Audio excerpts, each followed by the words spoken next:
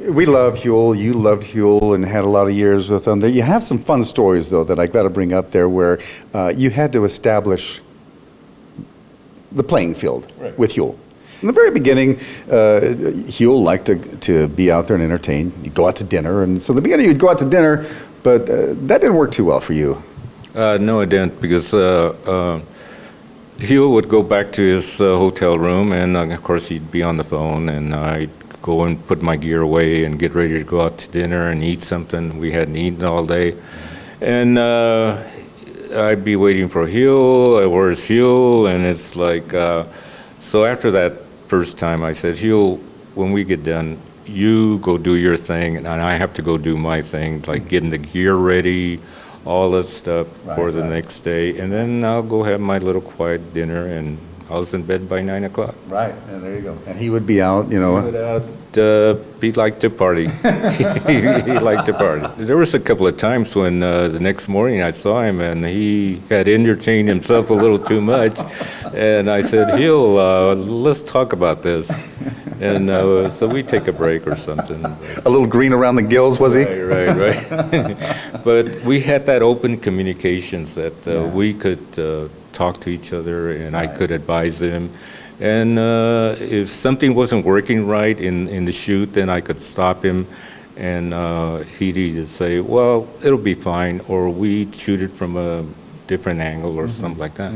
You became really the team. It was just, the working together was just simpatico. I could read him like a book. It's just his movements, his tone of voice, his what he was going to say. Right. You guys had even developed a 360 move. Tell us about that 360 move you had. We were shooting down on Broadway and on a Saturday, and Broadway on a Saturday is pretty packed with people shopping, and he's going to do an interview with this gentleman, and he says it's only going to go maybe half a block, I said, okay, that's fine, that'll work. Well, we start the interview, and I like to walk backwards because I want to see people as people want to see them. Well, half a block turns into about 3.5 blocks. There's a point where you start moving in front of them and you kind of lose yourself.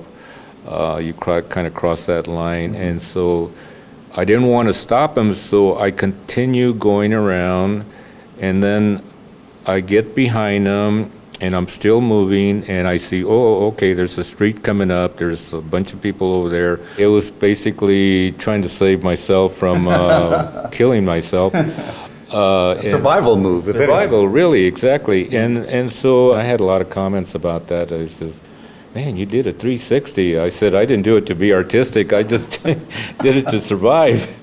Gosh, shooting for 12 years. You probably saw him more than you saw your wife or your family.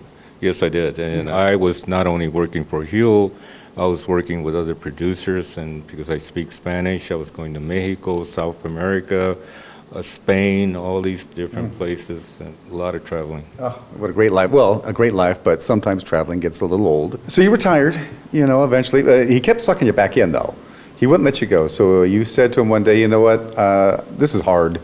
It's a lot of work. I'm gonna have to retire. You go back, something brought you back to the studios, I think in 2012, to KCET. They were actually closing down KCET, where you were familiar with it being at, right? Right. Which was in Los Angeles? Yeah, on Sunset. Sunset. Sunset Boulevard, right. They, those There was a lot of great studios over there at that time too, right? Right, yeah. This used to be an old film studio, and KCET took it over. So last time I was there, it was for an engineer's party, and my wife and I went, and she said, why don't we go visit Huell's office and say hi to the guys, the producers, and Harry and all that. I said, okay, yeah, we did. And that's when I found out Huell had been sick. It kind of caught me by surprise because, Huell was a pretty buff guy, big guy, and I got a call one day, and Huell had passed away.